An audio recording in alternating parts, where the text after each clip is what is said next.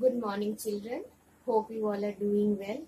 So today let me introduce myself once again. Myself, Pakoli Saha from DAV Public School, CCL. Now, without wasting much time, today we are going to move to chapter 3 of class 12. That is human reproduction. What it is? Human reproduction. Okay. Now, this human reproduction is chapter 3 in your NCERT book. Now, this is part 1, children. Today, I am just going to start it. So, this is part 1. Now, reproduction already we have been dealing with the unit reproduction. The first chapter, then the second chapter, sexual reproduction in flowering plant. So I need not tell you what is reproduction. Straightway let us go into human reproduction. In human reproduction, before going into the details of it, I want to say that what we are, children, what we are, viviparous. What parous? We are viviparous, P-A-R-E. That means what? We are able to give birth to young ones. What are oviparous? Those which lays eggs. And what are viviparous? Those which gives birth to young ones. So before giving birth to young ones, it is not that all of a sudden we are being able to give birth to young ones. So this means what? In our case, what is involved? Sexual reproduction. We are undergoing through what? We are undergoing through sexual reproduction. So in sexual reproduction, we are undergoing sexual reproduction, but it involves certain steps. The first step, which is there in sexual reproduction and rather in human reproduction, it is gametogenesis. What is the first point, children? Gametogenesis. In sexual reproduction, in humans, always remember the first thing is gametogenesis. What is gametogenesis? It is nothing but it is formation of gametes. What it is? Formation of gametes. So, you have seen now what it's gametogenesis. It is formation of gametes. Already you know. So, the first point what it is? It is gametogenesis. So, now let us see the second point. Once the gamete are formed, so first point, what? I am writing it once again over here. What it is? Gametogenesis. First point. It is obvious. Once gametogenesis has taken place, means the gametes have taken place. Formation of gametes have taken place. What is the next step? They need to be transferred to the respective sites. Where? To the respective sites. Yes. So in human reproduction, what should be the next step? It is insemination. What it is? Insemination. Children, first is gametogenesis. In human reproduction, what is gametogenesis? It is formation of gametes. Male gametes जानते हो ना? It is sperm. Female gametes, it is ova or eggs. Now, after formation of gametes, after formation of male gametes, sperms, in what? In males, it need to be transferred to the females. है कि नहीं? If the male gamete is not transferred to the females or in the females, then the rest of the process would not take place. Then what? No reproduction. So, after formation of gametes, the next step is what? Insemination. Means the sperm needs insemination is the process in which the sperm is transferred to the female genital tract. Now, the third step. Once it has the sperm or the male gamete, first it was formation of male gametes, female gamete.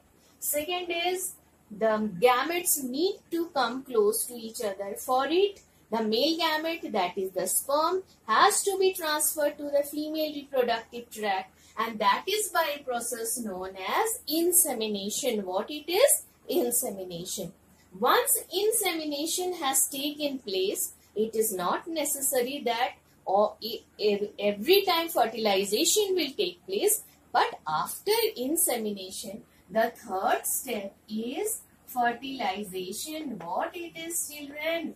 Fertilization. What it is? Fertilization means formation of gametes had taken place.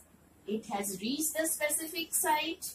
Once it has reached the specific site, there will be fusion of the male and the female gamete, and that process is known as fertilization. What? Formation of gamete means formation of zygote. How the formation of zygote has taken place? By the fusion of gametes, and this process of fusion of gametes is known as fertilization. Now, once the fertilization has taken place, you will be studying in detail as we go to part 2 as well as part 3, and rather in part 4. Okay, what you will see? After the formation of zygote, there will be certain divisions in the zygote, and while dividing, there will be formation of more cells in the zygote, and it will start moving towards a particular side, that is towards the uterus, where fertilization has taken place in the female reproductive tract in human, in the oviduct or fallopian tube. You have studied in class 10. So, from oviduct or fallopian tube, fertilization has taken place. Now, from there, the zygote to start moving. It's obvious, na? You remember, na? Female reproductive tract. I hope you remember nicely the female reproductive tract. Okay. So, what you will see, the female reproductive tract, if this is the fallopian tube, this is the fallopian tube. If fertilization has taken place over here, the zygote will start dividing, and it will divide, and it will start moving towards what? Towards the uterus.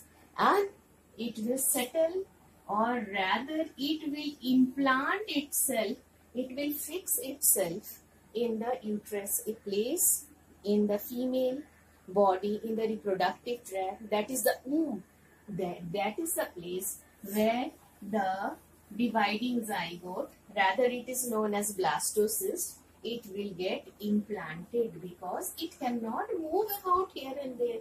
It needs a fixed place because it will be growing gradually as days passes. So, what? After fertilization, what you will see? Implantation. What you will see?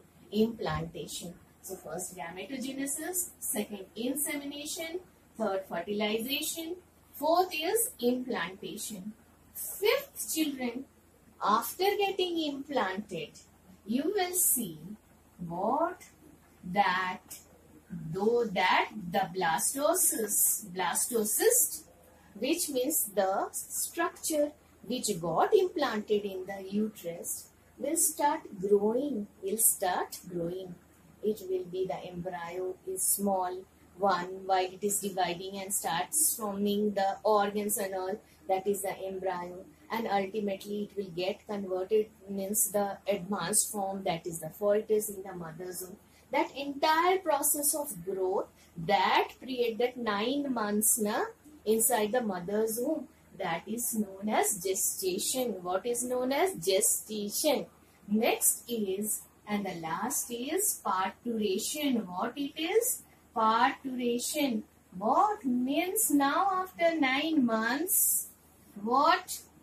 That fully grown fetus is ready to come out of the womb of the mother or the mother's body, and that process is known as parturition, means delivery of that growing embryo or the fetus out of the mother's womb.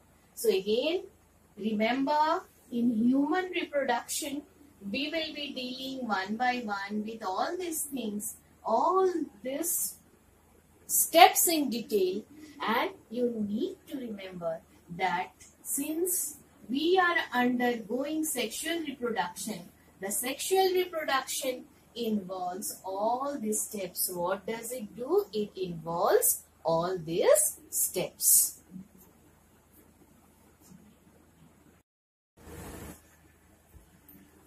Now see, today we are going to deal with, straightway we are coming into the human male reproductive system.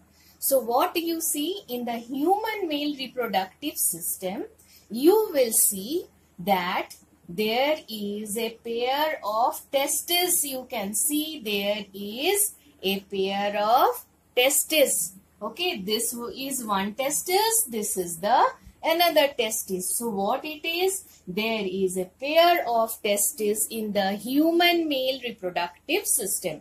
Why? Because you know this testis is the primary reproductive organ. Why? Because the gametes are produced here. Now you see this testis. Okay, it is the primary reproductive organ in the males. Now this testis, this pair of testes is enclosed in a sac. Nicely listen to it. You enclosed in a sac. That sac is known as scrotum sac. Okay, it is a pouch. The testis is enclosed in a sac-like structure. That is known as scrotum sac. What it is known as? Scrotum sac. Why the testis is enclosed in scrotum sac? You know, because the testis, it needs a temperature. And children, one thing you should remember, this testis, they are situated outside your body, outside the abdominal cavity in the body. The reason I'll tell you afterwards. Okay, so outside the body, not inside the body. And this scrotum sac is a thermoregulator. It maintains a temperature 2 to 3 degrees Celsius or 2 to 2.5 degrees Celsius lower than the body temperature. Why? The sperm at the time of production in the testis cannot tolerate the body temperature, cannot tolerate the body temperature.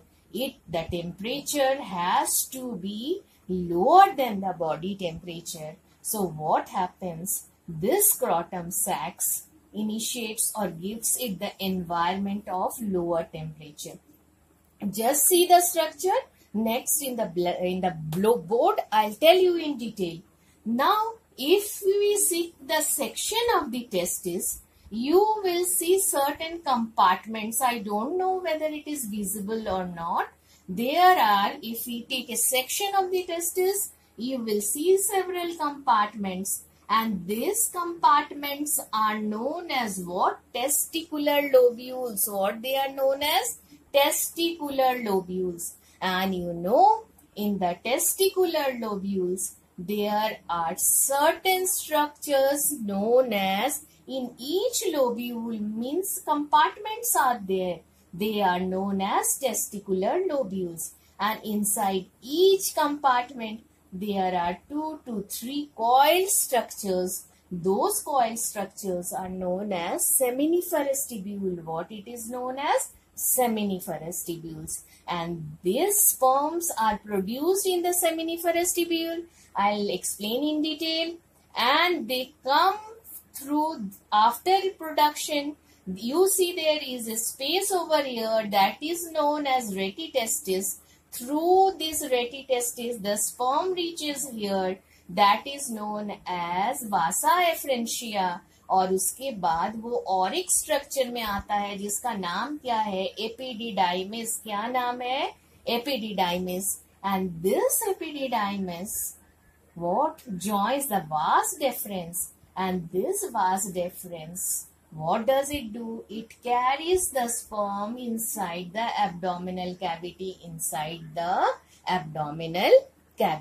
So what you are seeing? You see the vas deferens. You see the vas deferens coming here. Then what you will see? That this vas deferens ultimately, you know, what happens? This vas deferens will come up, extend, and ultimately it will join with what? With the urinary tract, that we will discuss it afterwards. So this was all about the structure of the male reproductive system.